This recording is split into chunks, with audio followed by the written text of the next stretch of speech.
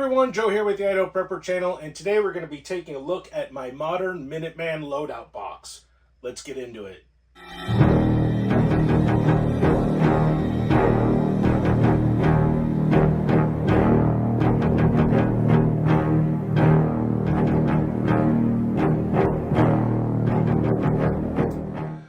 So for those of you who are anything like me and you say you're on a budget or you just can't justify spending $3,000 to $5,000 on a safe that's ultimately probably going to be protecting $2,000 or $3,000 worth of stuff, this might be a good option for you. So what you're looking at is a old Knack job box. So this is a job box that I picked up for free on a job years back from a contractor who just didn't want it anymore. It was just totally rusted. And so I took it back home with me. I sandblasted all of the rust off.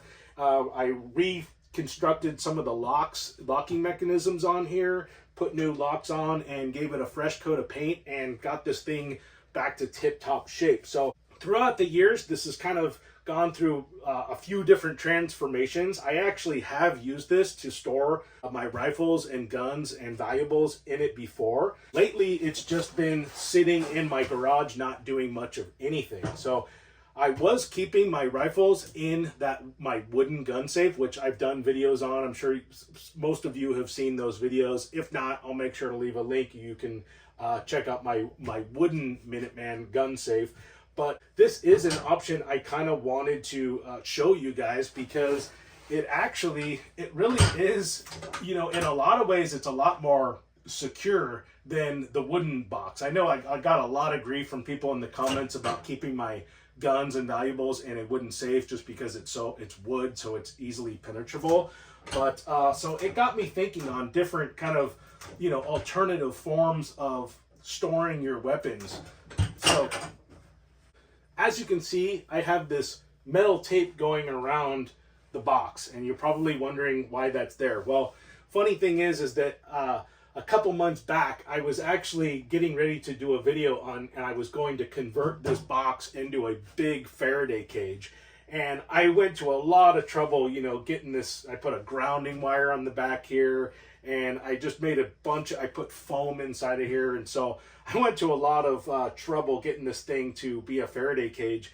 And right as I was getting ready to test it to make sure it actually functioned, it had dawned on me that because I have these locks on either side, radio waves could penetrate it. So I realized right then and there it wasn't going to work. So it was a lot of effort for nothing, but you know, it's still a good box, and I actually kind of ran through it and got everything back to par again. So now I have this job box, and I was thinking, you know, this actually really works out in a lot of ways a lot better for my Minuteman loadout because obviously it's made of steel, and the locking system on here is a lot less penetrable than the wood safe. So the other thing that I like about this system, or keeping all of my loadout gear in this type of steel box, is I can actually pick the whole thing up and just transport it in my truck and transport all of my gear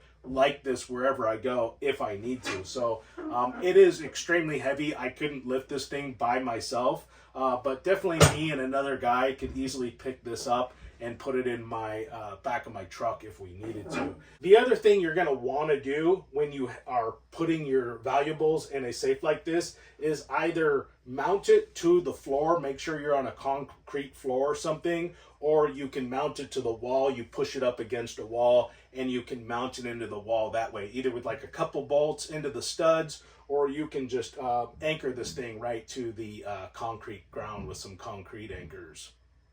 The one thing I will say, if you're considering putting together a loadout system, that you do have it in one place. I think that is kind of the central idea with a Minuteman type loadout, is that you have it all in one area that you can readily access in a moment's notice.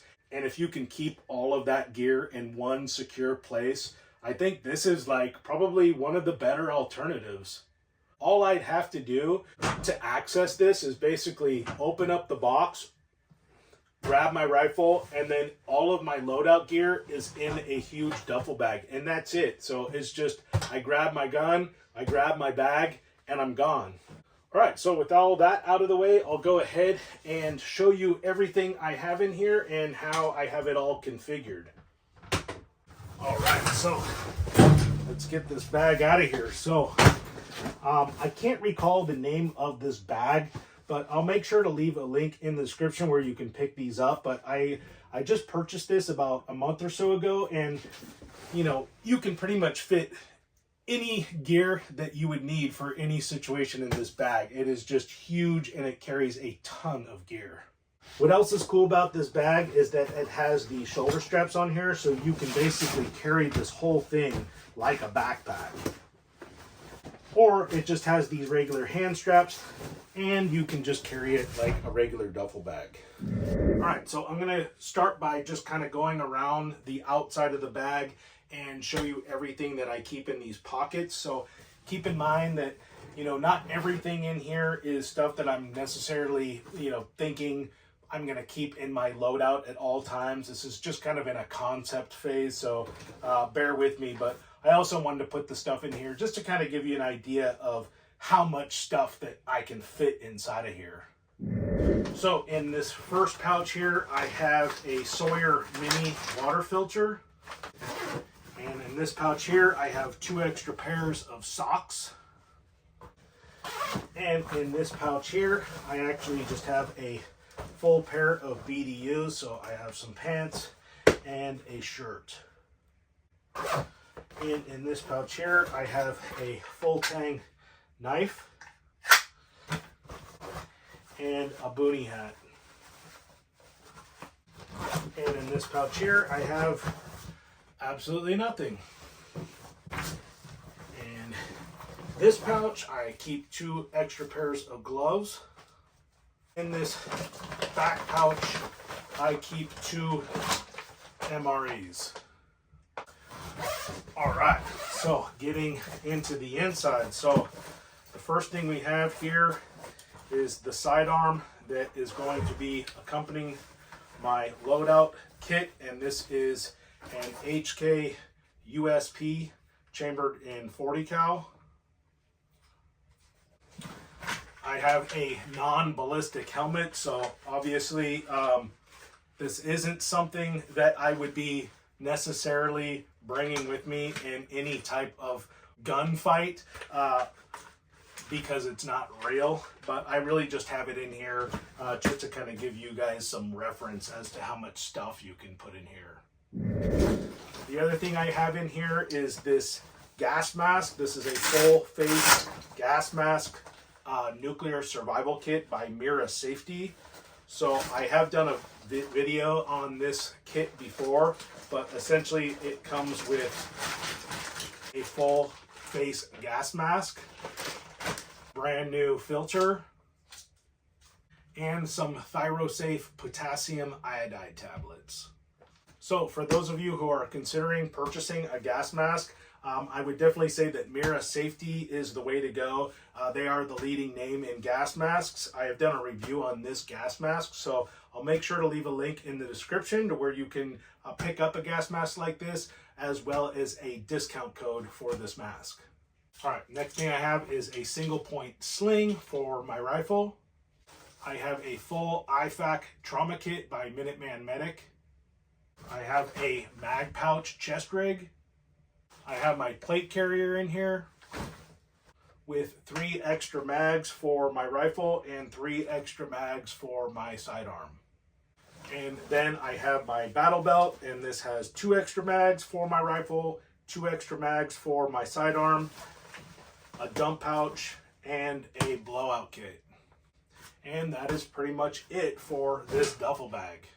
All right, you guys, well, that'll about do it for me today. I hope you enjoyed today's video. Let me know in the comment section if you think this is a good idea, a bad idea, what you do differently, or if you have any questions for me. Also, if you haven't done so already, please make sure to hit that thumbs up button and subscribe to my channel. And also, if you want to see more videos like this in the future, go ahead and hit that notification bell at the top of your screen. Also, if you're interested in any of the gear that you saw in today's video, I'll make sure to leave links in the description as always. So with that said, until the next time, stay prepared.